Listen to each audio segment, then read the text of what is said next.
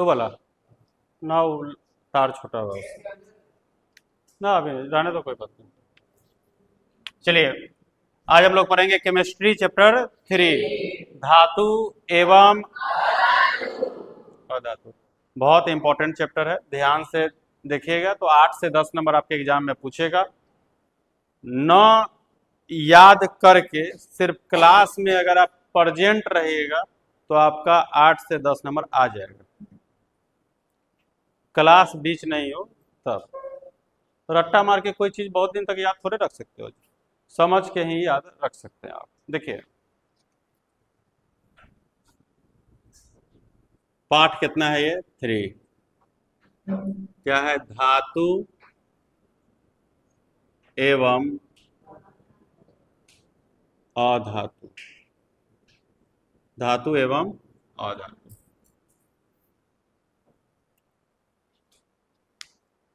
Class 9th में जब रहे होइएगा तब पढ़े होइएगा तत्व यौगिक मिश्रण। थोड़ा बस नाम याद होगा।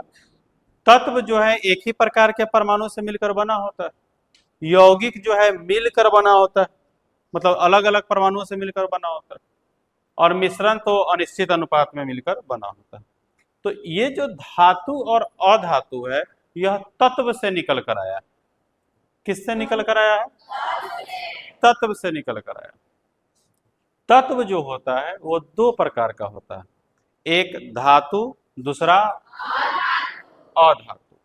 तत्व कितने प्रकार के होते हैं? 2 प्रकार के। अगर हम तत्व की बात करें तो वो 2 प्रकार के होते हैं। कौन कौन? पहला क्या होता है? धातु। पहला क्या होता है? और दूसरा क्या होता है? अधातु। हम लोग अभी पढ़ रहे हैं धातु के बारे में। किसके बारे में? धातु के बारे में पढ़ेंगे। एक बार धातु के बारे में पढ़ लेंगे, फिर उसके बाद अधातु के बारे में पढ़ लेंगे।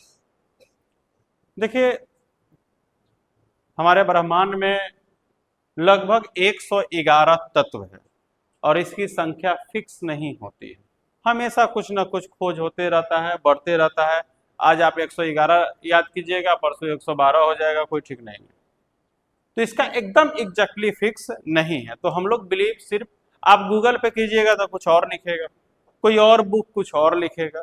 तो आप फिलहाल उस बुक पे बिलीव कीजिए जिस बुक से आपका एग्जाम होने वाला है। आपका बुक कहता है कि 111 तत्व है। कितने तत्व है? 111। अगर वहां पे पूछेगा कि तत्वों की संख्या कितनी है तो 111, क्योंकि हमारी एग्जाम तो बुक से हो रही है। तो 111, 111 गो तत्व है। कितने तत्व है? 111 गो तत्व है। तो फिक्स है कि तत्व ही 2 प्रकार के होते हैं, एक धातु और दूसरा अधातु। तो 111 तत्व में ही कुछ धातु होगा और कुछ, तो 111 का लगभग 2/3 भाग धातु होता है। लगभग कितना भाग? तो देखिए, तो 111 का 2/3 भाग, कितना भाग? 2/3 भाग।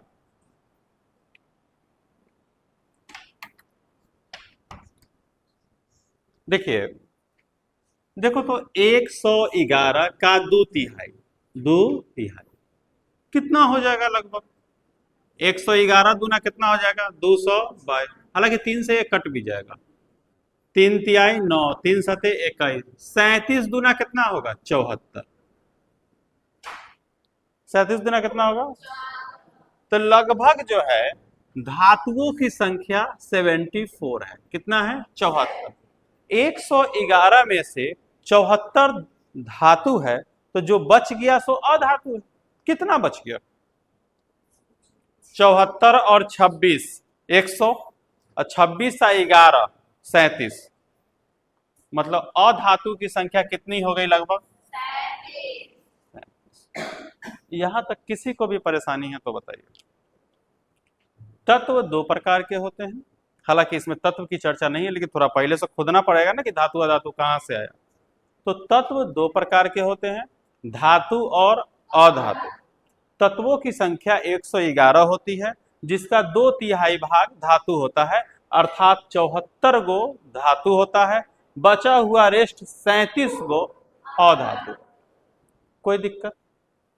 कोई भी दिक्कत नहीं। अब हम पढ़ेंगे धातु के बारे में। देखिए, धातु मूल रूप से ठोस होता है। धातु के अभी भौतिक अवस्था पर है कि वो होता कैसे। तो धातु ठोस होता है। कैसा होता है? तो जिसे आप देख लीजिए ना, लोहा धातु है, लोहा धातु है। लोहा क्या है? सोना क्या है? चांदी क्या है? एल्युमिनियम क्या है? स्टील क्या है? टीन क्या है? सब धातु है। तांबा क्या है? सब ठोस अवस्था में। तो सब क्या है? धातु। अब ये हम वैसे चीजों का नाम लिए हैं जिससे आप वाजिब है। अब हम बोल दे सोडियम क्या है तो खाली आप किताबें में देखे हैं, मैग्नीशियम क्या है तो आप किताबें में देखे हैं, है कि नहीं? तो वैसे वैसे चीज का नाम बोले जो आप जानते हैं। अब धातु का बहुत ज्यादा यूज है, आप समझ सकते हैं। लोहा का यूज है कि नहीं है? लोहा ना रहे तो आप आपके देख रहे जिस बेंच के पास बैठे हुए वो भी लोहा का यूज है। वहां पर आपके घर में कोई ऐसा घर नहीं होगा जिसमें लोहा नहीं होगा। कुछ हो, एगो खुरपिये हो, लेकिन होगा जरूर। आप सोना चांदी में आ जाइए, कोई ऐसा घर नहीं होगा जिसमें थोड़ा ना थोड़ा सोना या चांदी ना होगा। कोई ऐसा घर नहीं होगा जहां एल्युमिनियम ना होगा, जहां टीन ना होगा, जहां स्टील ना होगा, है कि नहीं? अगर सोचिए धातु को हटा दिया जाए तो आपके लाइफ से बहुत कुछ खत्म हो जाएगा ना, खत्म हो जाएगा। छत ढलाना मुश्किल है कि जितना भी वो इंस्ट्रूमेंट्स होते हैं कारपेंटर का वो सब लोहा का होता है, वो भी मुश्किल है। सोना चांदी बिना भी मुश्किलें है, स्टील तांबा एल्युमिनियम बिना भी मुश्किल है। धातु बहुत जरूरियात चीज है, और जो चीज जरूरी है तो उसके बारे में जानकारी होना भी बहुत जरूरी है। इसका मतलब धातु और अधातु इंपॉर्टेंट चैप्टर है, क्योंकि दैनिक जीवन से क्या है? कनेक्टेड है। हमारे दैनिक जीवन से जो भी चीज कनेक्टेड होता है, ये चीज आपके एग्जाम में ज्यादा पूछेगा। तो आइए हम लोग धातु के बारे में पढ़ें कि धातु कैसी अवस्था में होते हैं? ठोस अवस्था में। धातु की अवस्था कैसी होती है? ठोस। धातु की अवस्था कैसी होती है? ठोस। मात्र एक धातु है, होता है ना 74 को लड़का में से एगो आवारा निकल गया। मात्र एगो धातु है जो द्रव अवस्था में पाया जाता है। जो क्या है? उसका नाम है पारा। क्या नाम है? इंग्लिश में मरकरी। थर्मामीटर देखे हैं? उसमें एगो उजरका होता है। आपको बुखार रहेगा तो ऊपर की तरफ भागेगा, बताता है ना, ऐसे लोग फिर झाड़ देता है तो फिर नीचे भाग जाएगा। पारा धातु है, लेकिन वो द्रव अवस्था में पाया जाता है। कोई दिक्कत? ये अपवाद है, होता है ना। देखिए हम लोग धातु के बारे में पढ़ रहे हैं तो एक बार वैसा बात बोलेंगे जो 74 पर सूट करेगा, लेकिन सब प्रकार के लड़का है। जिसे नहीं होता है, मान जी कोनो के पास 5 गो लड़का है तो एक लड़का सब कैसा ना, हाँ ठीक है, छोटका तनका है आवारा, लेकिन वो ठीक है। तो एगो अपवाद आ गया ना कि सब ठीक है लेकिन छोटका तनका आवारा है। तो सारा धातु ठोस होता है। नॉर्मली आपसे पूछा जाए धातु किस अवस्था में होती है? ठोस अवस्था। धातु किस अवस्था में होती है? एगो कौन खचरा है? पारा। एकमात्र पारा है जो किस अवस्था में होती है? द्रव अवस्था में। चलिए, एक अपवाद है।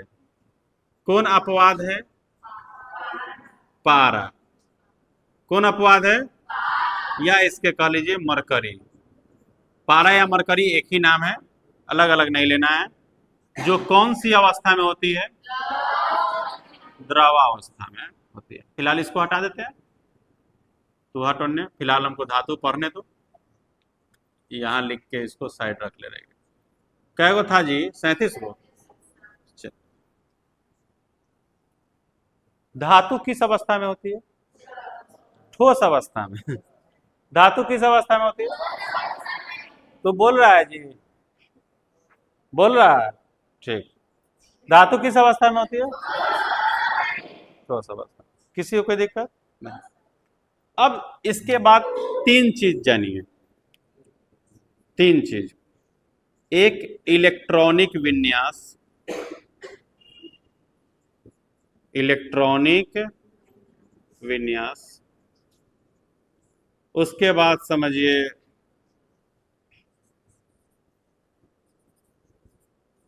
विद्युत धनात्मकता, उसके बाद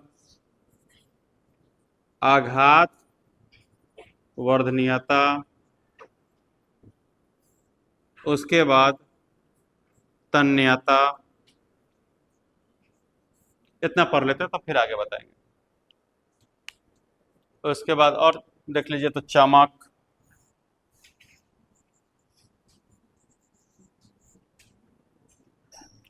इलेक्ट्रॉनिक विन्यास, इस चीज से आप क्लास 9th में थोड़ा बहुत वाजिब है। इलेक्ट्रॉनिक विन्यास 1s2 2s2 पढ़े हैं, 2p6 3s2 याद आ रहा है थोड़ा बहुत? इसमें हम कम से कम 30 को याद करवाएंगे, hydrogen helium lithium beryllium boron carbon nitrogen oxygen, है ना। सुनो, इलेक्ट्रॉनिक विन्यास में याद कीजिए, एक होता था संयोजकता। बाहरी कक्षा में मौजूद इलेक्ट्रॉन को संयोजकता कहते थे। संयोजकता जिसका 1 2 3 होता था वो दान दे देता था, और 5 6 7 होता था वो दान लेता था। ऐसा इसलिए होता था ताकि वो अष्टक पूरा करके अस्थाई हो सके। थोड़ा बहुत याद आ रहा है? याद आ रहा है? इलेक्ट्रॉनिक और ये इलेक्ट्रॉनिक विन्यास जब हम टॉपिक पढ़ाएंगे तब उसमें पूरा से बताएंगे। तो जिसका इलेक्ट्रॉनिक विन्यास 1 2 3 होता है वो दान देता है। इसे समझिए, लास्ट कक्षा में 8 पुराना है। क्या पुराना है? 8। अगर किसी के पास 1 है तो ये दोस्ती करेगा 7 वाला से। किससे दोस्ती करेगा? क्योंकि जब भी 1 रहेगा ना तो उससे पहले वाला दान करके अष्टक पूरा कर लेता है, क्योंकि उससे पहले वाला कक्षा फूल रहता है। तो सोचिए, या तो 7 1 में जुड़ेगा तो 8 फूट जाएगा, और नहीं तो 1 7 में जुड़ेगा तो 8 फूट जाएगा। अब क्या सही लगता है, 7 वाला ही 1 को ले लेगा कि 1 वाला 7 को लेगा?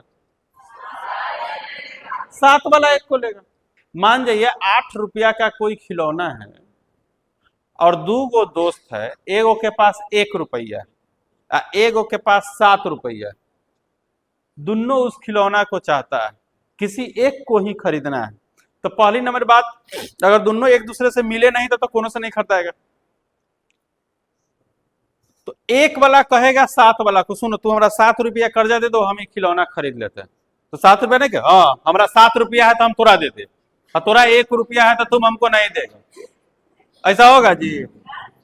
तो क्या होता है, किसी भी चीज का होता है ना कि चलिए वाजिब बात कीजिए, क्या होना चाहिए। तो क्या लगता है, 1 रुपया वाला आदमी कर्जा दे देगा उसको कि भाई हमारा तो 1 रुपया है, तुम लो तुम्हारे पास ज्यादा रुपया है। तो कभी भी 8 पुराने के लिए देखिए, 1 वाला को 7 से दोस्ती करना पड़ेगा, तो फिक्स है कि 7 वाला इसको ले जाएगा। 2 वाला को 6 से दोस्ती करना पड़ेगा, तब ना 8 होगा, तो फिक्स है कि 6 वाला इसको ले जाएगा। 3 वाला को 5 से दोस्ती करना पड़ेगा, तो फिक्स है कि उसको ले जाएगा। मतलब जिसका इलेक्ट्रॉनिक विन्यास 1 2 3 होता है वो त्याग करता है। क्या करता है? और जो त्याग करता है वो विद्युत धनात्मक होता है। दान वही न देगा जो धनी होगा। हम 1 रुपया 7 वाला को दिया, कह सकता है कितनो तोरा पास 7 रुपया रहो, तोरा हम कर्जा दे ले। बात सही है कि गलत? सही बात है। तो दानी आदमी धनी होता है, दानी आदमी धनी होता है। अगर आपको धनी बनना है तो एक चीज अपनाइएगा, कोई भी दरवाजे पे साधु आ जाए, कुछ भी आ जाए, आपका जितना क्षमता हो, 1 11 5 चावल आटा कुछ भी, कुछ ना कुछ दे के ही लौटाना चाहिए। आप किस्मत के खुश नसीब है जो भगवान ने आपको देने वालों में से बनाया है। वरना आपके सामने जो खड़ा है वो भी भगवान का ही बनाया हुआ है, जो घरे घरे वो मांग रहा है। दोनों सामने है, एक मांग रहा है और एक दे रहा है, तो फिक्स है देने वाला धनी हुआ, लेने वाला धनी थोड़े हुआ। कौन धनी हुआ? देने वाला। तो याद रखिएगा कि जो धातु होता है उसका बाह्यतम कक्षा में इलेक्ट्रॉन या तो एक होता है, नहीं तो दो होता है, नहीं तो दिक्कत है वीडियो में, या तो एक होगा, नहीं तो दो होगा, नहीं तो तीन होगा, या तो एक होगा, नहीं तो दो होगा, नहीं तो तीन होगा। धातु के बाह्यतम कक्षा में कितना होगा इलेक्ट्रॉनों की संख्या? या तो एक, नहीं तो उसी को इलेक्ट्रॉनिक विन्यास कहते हैं। क्या कहते हैं? तो धातु के बाह्यतम कक्षा में इलेक्ट्रॉनों की संख्या या तो एक होता है, नहीं तो दो होता है, नहीं तो तीन होता है। अच्छा, जिसके पास एक है, नहीं तो दो है, नहीं तो तीन है, वो त्याग करेगा या दूसरा से लेगा? और जो त्याग करेगा वो विद्युत धनात्मक की विद्युत ऋणात्मक? धनात्मक। जो दान देगा वो धनी होगा, जो दान देगा वो। तो धातुएं क्या होती है? विद्युत धनात्मक होती है। याद कीजिए 9th में, एगो दान करेगा तो एगो प्लस चढ़ जाएगा, दूगो दान करेगा तो दूगो प्लस चढ़ जाएगा। जब इलेक्ट्रॉनिक विन्यास इसी के अंदर एगो टॉपिक आएगा, वो पढ़ाएंगे तो बेहतर पता चलेगा। फिलहाल इतना ही याद रखिए कि धातु के अंतिम कक्षा में या तो इलेक्ट्रॉन एक होता है, नहीं तो कोई दिक्कत? क्वेश्चन कैसे पूछता है? किसी धातु के बाह्यतम कक्षा में इलेक्ट्रॉनों की संख्या 3 है, सॉरी धातु नहीं, तत्व। किसी तत्व के बाह्यतम कक्षा में इलेक्ट्रॉनों की संख्या 3 है, बताइए वह धातु है कि अधातु है, कि धातु एवं अधातु दोनों है, या कोई नहीं? धातु है। क्यों धातु है? क्योंकि इलेक्ट्रॉनों की संख्या 3 है, एक नहीं तो दो, नहीं तो तीन। आ गया मतलब वो समझ जाइए कि धातु है। एक नहीं तो दो, नहीं तो आ गया मतलब वो समझिए, कोई दिक्कत? और धातु है तो मतलब ये त्याग करेगा, एक दो तीन है तो क्या करेगा? और जैसे ही त्याग करेगा वो विद्युत धनात्मक हो जाएगा। यहां से धातु के बारे में हम लोग 3 चीज पढ़े। एक, धातु ठोस अवस्था में होती है, अपवाद सिर्फ पारा है। कोई दिक्कत? धातु कैसी अवस्था में होती है? अपवाद पारा। दूसरा नंबर चीज हमने पढ़ा है कि धातु का इलेक्ट्रॉनिक विन्यास या तो एक, नहीं तो दो, नहीं तो होता है, अर्थात ये इलेक्ट्रॉनों का त्याग करता है। ये चीज जैसे ही त्याग किया कि तीसरा टॉपिक हमारे पास आ गया कि धातुएं विद्युत धनात्मक होती है। क्यों धनात्मक होती है? क्योंकि वह त्याग करता है। क्योंकि वह क्या करता है? कोई दिक्कत? किसी को इतना तक में दिक्कत है? चौथे बात में आइए, आघात वर्धनीयता। आघात का मतलब होता है मारना, पीटना। नहीं बता, तूने मुझे आघात पहुंचाया। आघात का मतलब यहां समझना, पीटना। धातु को अगर पीटा जाए ना तो पतला से पतला पत्थर बनता है, धातु चकनाचूर नहीं होता। देखिएगा लोहा को पीट पीट के खुरपी बना देता है, पता है ना? धातु को पीटिएगा, अगर मम्मी के कान का झुमका लीजिएगा, उसको पीटिएगा, फिर आघात वर्धनीयता आपको खुद पर होगा कि नहीं होगा? सुनो, वहां से जी दिलीप, वहां से निकलिए, सेकंड बेंच पे बैठिए।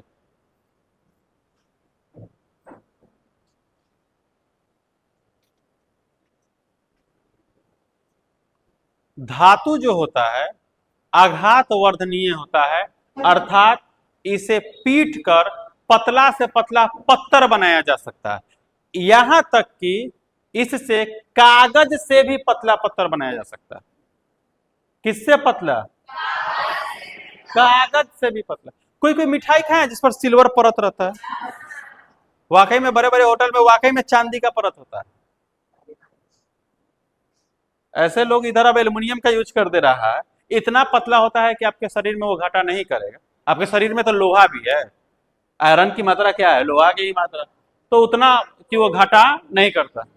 तो सिल्वर पेपर होता है, हालांकि वो सिल्वर पेपर अब सिल्वर का नहीं आता है, पहले सिल्वर का ही आता था, लेकिन महंगाई की वजह से, लेकिन बड़े बड़े होटल आज भी उसका यूज करते हैं। सिल्वर पेपर बहुत पतला आता है, तो आखिर पतला से पतला वो बना है तब ना आया। तो धातु आघात वर्धनीय होती है। आघात वर्धनीय का मतलब होता है आघात करने पर वह टूटेगा नहीं, पत्थर बनेगा। क्या बनेगा? तो धातु आघात वर्धनीय होती है, अर्थात उसे पीट कर पतले से पतले पत्थर बनाए जा सकते हैं। इतने पतले बनाए जा सकते हैं कि वह कागज से भी पतला बन सकता है। किससे पतला? कागज से भी पतला। मतलब इससे क्या बन सकता है? पतला से पतला पत्थर। पतला से पतला क्या बनेगा इसका? पत्थर। कोई दिक्कत? आगे आते हैं हम लोग तन्यता। देखिए ये सब आपको याद हो जाएगा, लेकिन टॉपिक याद होना चाहिए। क्या जी? ई याद रहेगा तो ये हो जाएगा। तन्यता का मतलब टानना। तन्यता का मतलब धातुएं तन्य होती है। तन्य का मतलब खींचा जा सकता है। इसे खींचकर पतला से पतला तार बनाया जा सकता है। पतला से पतला क्या बनाया सकता है? अब देखिए ना, जो तार होता है, तार उसके अंदर छीलिएगा तो कॉपर वायर रहता है। कॉपर क्या है? धातु है। आखिर पतला पतला बनावल है तब ना वो है। सबसे तन्य धातु सोना होता है, और उसके बाद चांदी। सबसे तन्य धातु कौन होता है? और उसके बाद सोना तो इतना तन्य होता है कि 1 ग्राम सोना से, जो गर्दन में लोग हनुमान जी चाहे कुछ ना पहनने रहते हैं, 1 ग्राम सोना से 2 किलोमीटर लंबा तार बनाया जा सकता है, यहां से पताही चौक से भी दूर। सोना इतना तन्य होता है कि 1 ग्राम सोना से 2 किलोमीटर लंबा तार बनाया जा सकता है। ये हम नहीं बोल रहे, आपका किताब बोलता है। आपकी किताब में कहीं ना कहीं होगा। तन्यता कोई टॉपिक है? देखिए तन्यता का पैराग्राफ चेंज है। यहाँ पे सोना और सिल्वर सर्वाधिक तन्य होते हैं, यहां लिखा गया है। सोना और चांदी, सिल्वर मतलब चांदी। सुनो, 1 ग्राम सोना से लगभग 2 किलोमीटर लंबे तार बनाए जा सकते हैं। है कि नहीं है? है। आप समझ सकते हैं कितना तन्य होता है। तन्य होता है कि नहीं होता है? तन्य होता है। चलिए टॉपिक पर अब ध्यान दीजिए। धातु की भौतिक अवस्था ठोस। दूसरा याद रखिएगा इलेक्ट्रॉनिक विन्यास। टॉपिक क्या याद रखना है? उसके बाद विद्युत, विद्युत धनात्मक। बस इतना याद कर लोगे, 4 क्वेश्चन दीर्घ उत्तरीय तक याद हो जाएगा। पहला क्या? भौतिक अवस्था। दूसरा, तीसरा, चौथा, पांचवा तन्यता, पांचवा, छठा चमक। छठा सुनो, भौतिक अवस्था, इलेक्ट्रॉनिक विन्यास, विद्युत धनात्मक, आघात वर्धनीयता, तन्यता, चमक। दो और जोड़ेंगे, द्रव्यनांक एवं क्वथनांक, ये भी जोड़ेंगे। उष्मा का सुचालक, ये भी जोड़ेंगे। यहां से भौतिक अवस्था कैसा होता है? ठोस। अपवाद बताइए। पारा। पिछला साल क्वेश्चन पूछा था ये। पारा। कौन ऐसी धातु है जो द्रवावस्था में पाया जाता है? पारा। और दूसरा सिटिंग में पूछा था कौन ऐसा अधातु है जो द्रवावस्था में पाया जाता है? ओमे एगो है ब्रोमीन, ओमे पढ़ाएंगे तो बताएंगे, दोनों सीटिंग में पूछ दिया। आप समझ सकते हैं कि इसका कितना इंपॉर्टेंट है। 74 और 1 में 73 गो ठोस है, एगो क्या है? 73 को पूछना मुश्किल है, एगो पूछना मुश्किल थोड़े है। तो धातुएं किस अवस्था में होती है? ठोस। कौन सी धातु द्रव अवस्था में होती है? पारा। 2 क्वेश्चन बना यहां से। धातुओं की इलेक्ट्रॉनिक विन्यास कितनी होती है? 1 या 2 या 3। धातुओं के बाह्यतम कक्षा में या तो 1 इलेक्ट्रॉन होते हैं या फिर 2 या फिर। धातुएं इलेक्ट्रॉन का त्याग करते हैं या ग्रहण करते हैं?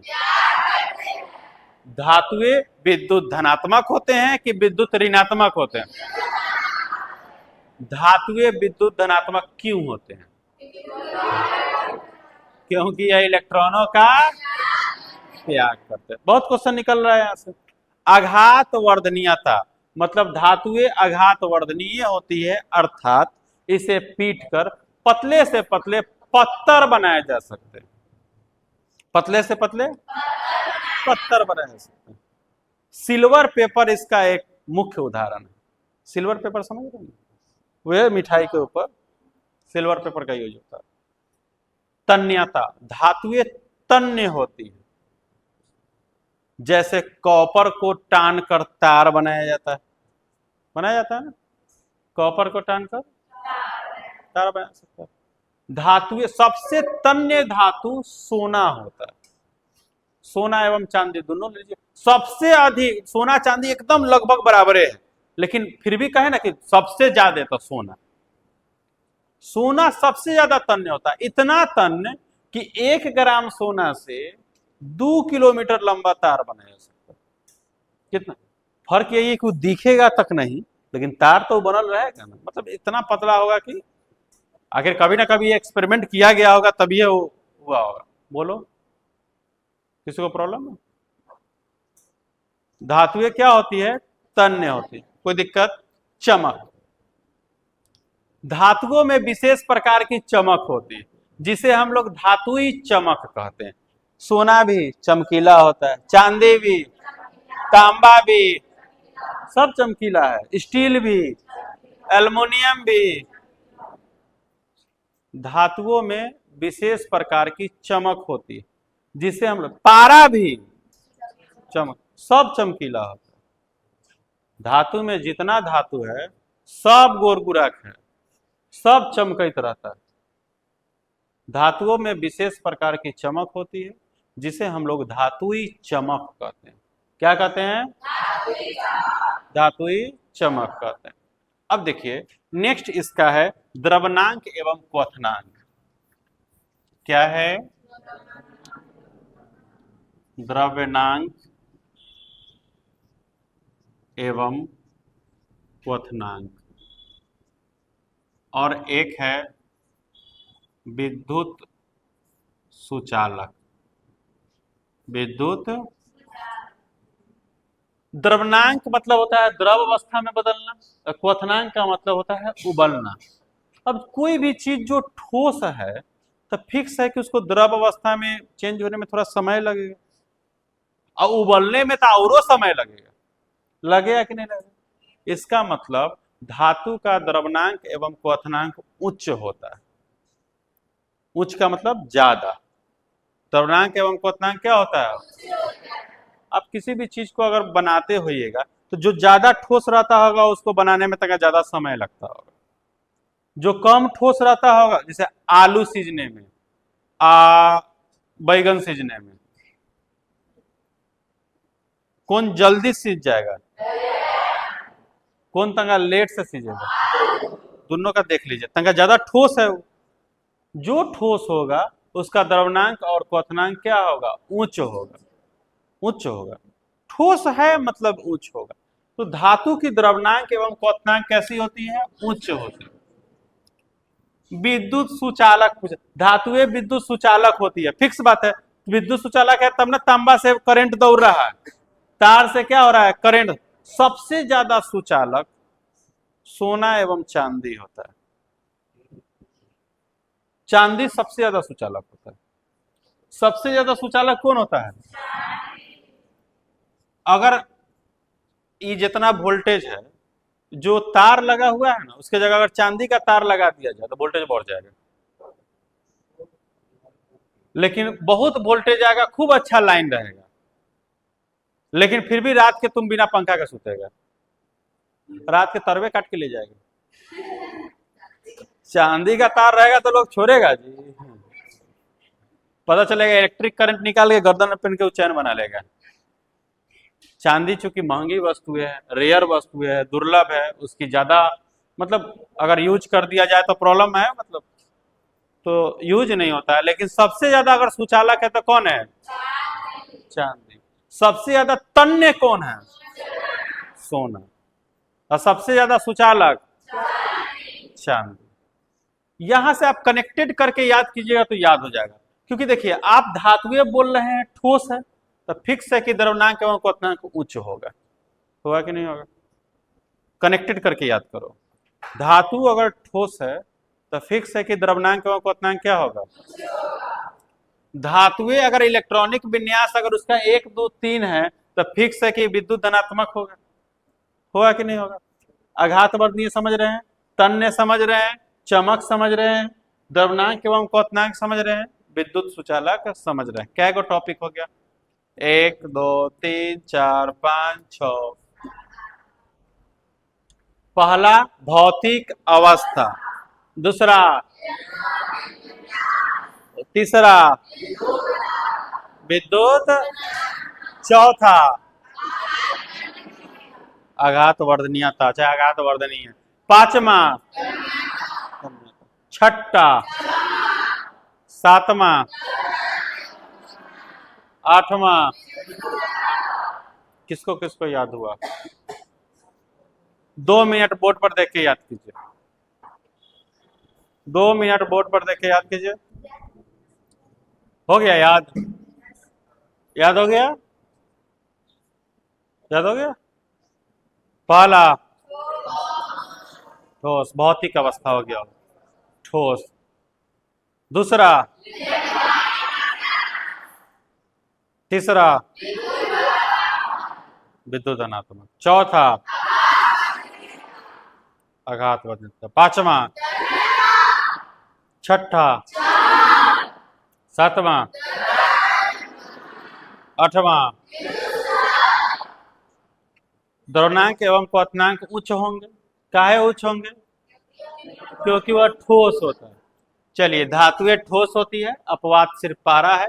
इलेक्ट्रॉनिक विन्यास 1 2 3 होता है, इसलिए वह विद्युत धनात्मक है। आघात वर्णीय है, मार के पत्थर बनाया जा सकता है। तन्यता तन्य होती है, सबसे ज्यादा तन्य सोना होता है। चमक, धातु में विशेष प्रकार की चमक होता है, जिसे हम लोग धातुई चमक कहते हैं। क्या कहते हैं? धातुई चमक कहते हैं। द्रव्यमानांक एवं क्वथनांक उच्च होते हैं, याद करने वाला चीज है। ठोस है तो उच्च होगा। द्रव्यमानांक एवं क्वथनांक उच्च होते हैं। और धातुएं विद्युत की सुचालक होती है। सबसे ज्यादा सुचालक कौन है? चांदी। अच्छा, एक और चीज, धातु पर अगर मारोगे तो टन टन आवाज करेगा, करेगा ना? हर एक धातु का अपना अपना आवाज होता है। ए पर अगर मारा जाए तो कुछ ना कुछ आवाज करेगा। आवाज किया ना? ये भी तो धातु ही है। मतलब धातु में ध्वनि होती है। धातु में, जिसे धातुई ध्वनि कहते हैं। क्या कहते हैं? धातु। सोच सोच के लिख सकते हैं। अच्छा, जरा बताइए, इसका घनत्व क्या होगा? उच्च होगा कि निम्न होगा? उच्च होगा। घनत्व मतलब घना, घनत्व मतलब ठोस कह रहे हैं शुरू में कि ठोस होता है, तो इसका मतलब घनत्व क्या होगा? ज्यादा होगा। लेकिन एगो कौन है जो अपवाद होगा? पारा। धातु में किस धातु का घनत्व निम्न होता है? पारा। धातु का घनत्व कैसा होता है? उच्च होता है। पारा का घनत्व कैसा होता है? निम्न। निम्न का मतलब कम। यहां तक किसी को कोई दिक्कत? धातु के बारे में यहां तक कोई दिक्कत? थोड़ा सा भी अगर ये धातु अगर आपको याद है तो अधातु याद हो गया, जब अधातु पढ़ाएंगे तो पता चलेगा। सब में नहीं लगा तो उल्टा बात बोलो ना। धातु ठोस होती है तो गैस होती है, ये 1 2 3 होता है तो 5 6 7 होता है, ये विद्युत धनात्मक होता है विद्युत ऋणात्मक होता है, ये आघात वर्णीय होता है वो नहीं होता है, ये तन्य होता है नहीं होता है, चमक होता है, उच्च होता है, सुचालक होता है, कुचालक होता है, ये ध्वनि होता है नहीं होता है, घनत्व उच्च होता है। दीर्घ उत्तरीय क्वेश्चन, धातु और अधातु में अंतर स्पष्ट करें। हो गया अंतर, दीर्घ उत्तरीय खत्म। यही में एक ही को पूछेगा तो ऑब्जेक्टिव खत्म। अधातुई ध्वनि क्या है, धातुई सुचालक क्या है, धातुई इलेक्ट्रॉनिक विन्यास क्या है, लघु उत्तरीय खत्म। यहां तक समझ में आ रहा? ये हो गई धातु की भौतिक अवस्था। क्या हो गई? और अगर हम धातु का अगर अभिक्रिया कराएंगे ना, जैसे लोहा का अभिक्रिया किसी से, तो उसको बोलते हैं रासायनिक अवस्था। क्या होता है वो? थोड़ा सा है रासायनिक अवस्था में। रासायनिक अवस्था में 2 3 चीज ही इंपॉर्टेंट है, ज्यादा चीज इंपॉर्टेंट नहीं। देखिए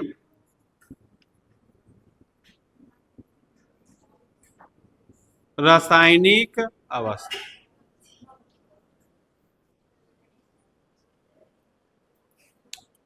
धातु ऑक्सीजन से अभिक्रिया करता है और धातु के ऑक्साइड भास्मिक होते हैं।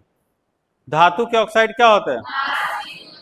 जरा सोचो, धातु के ऑक्साइड भास्मिक है, एकरा मतलब अधातु के ऑक्साइड कथी होगा? अम्लीय। अधातु का ऑक्साइड क्या होगा? जे ए में होगा और उल्टा होगा। तो याद रखिएगा, अधातु अम्लीय,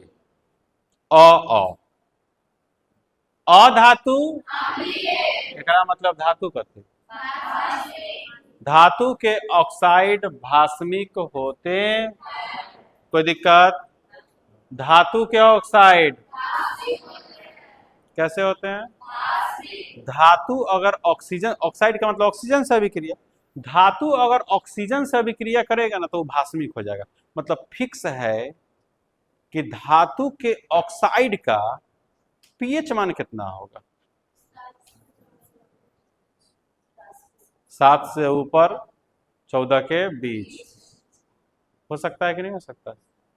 धातु के ऑक्साइड अगर ये पूछ दे कि धातु के ऑक्साइड का पीएच मान क्या होता, क्वेश्चन न लड़ लो, बॉक्स देखो, मतलब नींबू का पीएच मान, पानी का क्या, दूध का पीएच मान, नींबू रस का पीएच मान, सिरका का पीएच मान, पेशाब का पीएच मान, खून का पीएच मान, और वहां पूछ रहा है धातु के ऑक्साइड का पीएच मान।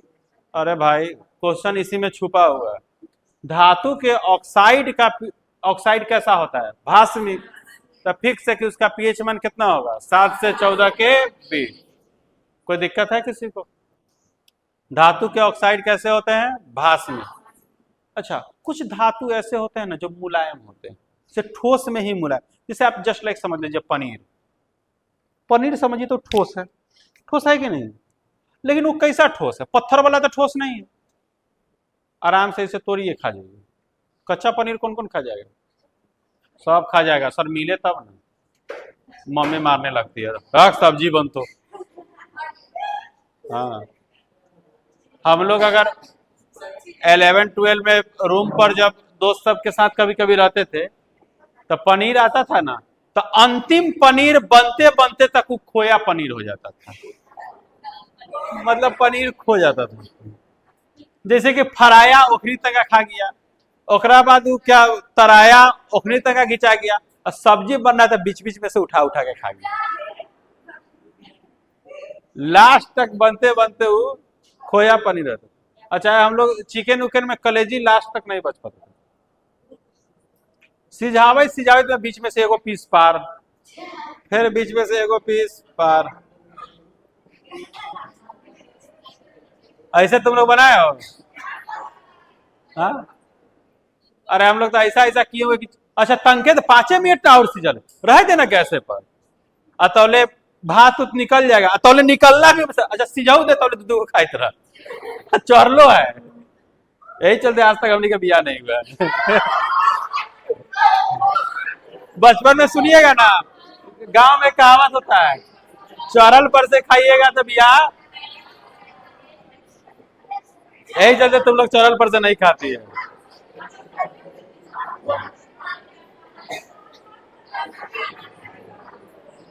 ए, देखो, कुछ धातुएं ठोस तो होती है लेकिन मुलायम होती। सबसे ज्यादा मुलायम सोडियम और पोटेशियम होता है। सबसे ज्यादा क्या होता है मुलायम? बहुत बउआ नियन धातु है। कौन? सोडियम। इतना मुलायम कि उसे चाकू से काटा जा सकता है, चाकू से आराम से काटा जा सकता है, उसे आराम से तोड़ा जा सकता है। किसको? सोडियम। लोहा को आराम से तोड़ लीजिएगा, तोड़ भी सकते हैं लेकिन आराम से नहीं टूटेगा वो। चाकू से काट लीजिएगा लेकिन आराम से ना कटेगा। लेकिन आप नॉर्मली क्या है, पनीर काटने के लिए चाकू का यूज करते हैं, टेंगारी के? कथी का यूज होगा? चाकू का। जो चीज जिससे आराम से कट सकता है, तो धातु में एकमात्र सोडियम और पोटेशियम है जिसे चाकू से काटा जा सकता है। ये क्वेश्चन हमेशा पूछता है, किस धातु को चाकू से काटा जा सकता है? पहले खोजिए सोडियम, न मिले तब पोटेशियम। आज तक के इतिहास में ऑप्शन में सोडियम में रहा है, पोटेशियम कहीं नहीं रहा, लेकिन काटा दोनों को जा सकता है। कहीं ऑप्शन में रहे सोडियम पोटेशियम, सोडियम और पोटेशियम, तो किसको मारेंगे? सोडियम और पोटेशियम ऐसी धातु है जिसे हम लोग चाकू से काटा जा सकता है। जो धातु जितना मुलायम होगा ना उतने खचरा होगा, रिएक्शन जल्दी कर लेता है। वो केकरा से था? हवा से। किससे रिएक्शन कर लेगा? हवा से। इतना रिएक्शन फुल होता है वो कि हवा के संपर्क में आता है और जलने लगता है। अरे भाई तो कहां रखे उसको? उसे किरोसिन में डुबा कर रखा जाता है। सर पानियों में तो डुबा के रख सकते थे, पानी में हवा होता है H2O, ऑक्सीजन। पानी के अंदर डुबा दोगे ना तो वो अंदर जलित रहेगा, अंदर वो जलता हुआ रहेगा। यह चीज अगर गांव देहात में कोनो आ जाए बाबा, सोडियम ले ले और पानी इतना करके डुबा के अंदर, देखो कोनो डाइन कैले होतो तो पानी के अंदर जलता हो, और सही में जल। हम कहते रही वो करियकिए हमरा बेटी के कह देगा, ऐसा ऐसा हो जाता है कि नहीं हो जाता है? सोडियम धातु और पोटेशियम धातु मुलायम होती है, इसे चाकू से काटा जा सकता है, और ये बहुत हाईली रिएक्टिव होती है, हाईली रिएक्टिव। इतना कि उसे हवा के संपर्क में खुला छोड़ दिया जाए तो उसमें आग पकड़ लेता है, इसलिए उसे किरोसिन में डुबा कर रखा जाता है। किरोसिन में हवा का संपर्क नहीं होता, वो भी डुबाने के समय था हवा में आग लग जाएगा, तो उसे वैज्ञानिक विधि से ऐसे निर्वात चीज में रखा जाता है, उसे किरोसिन के अंदर ले जाया जाता है, तब उसे छोड़कर बाहर चलाया जाता है। किसके अंदर डुबा कर रखा जाता है? किरोसिन समझते हैं ना, मटिया तेल, किरासन तेल, तू समझती है लला? किरोसिन नहीं समझती है? लंदन में जन्म भेल है। मटिया तेल समझती है? ललटेनिया तेल, राशन मिलता है तो तेल, किरोसिन तेल राशन का भाग थोड़े है जी। सुनो, किस धातु को किस धातु को चाकू से काटा जा सकता है? सोडियम। और किस धातु को चाकू से काटा जा सकता है? किस धातु को किरोसिन में डुबा कर रखा जाता है? सोडियम धातु को किरोसिन में डुबाकर क्यों रखा जाता है? हम जानते हैं कि सोडियम का रासायनिक अभिक्रिया उच्च होती है या हवा के संपर्क में आने से ही उसमें आग पकड़ लेता है। यही कारण है कि उसे किरोसिन में डुबा कर रखा जाता है ताकि वह हवा के संपर्क में नहीं आए, जिसके कारण वो आग लगने से बच जाए। कोई दिक्कत? ये आपका क्वेश्चन है, सोडियम को किरोसिन में डुबाकर क्यों रखा जाता है। यहाँ तक किसी को कोई प्रॉब्लम है? थोड़ा सा भी? कितना देर का हो गया जी? रहने देते आज यहीं तक, कल इसका अगला भाग पढ़ेंगे, ठीक है।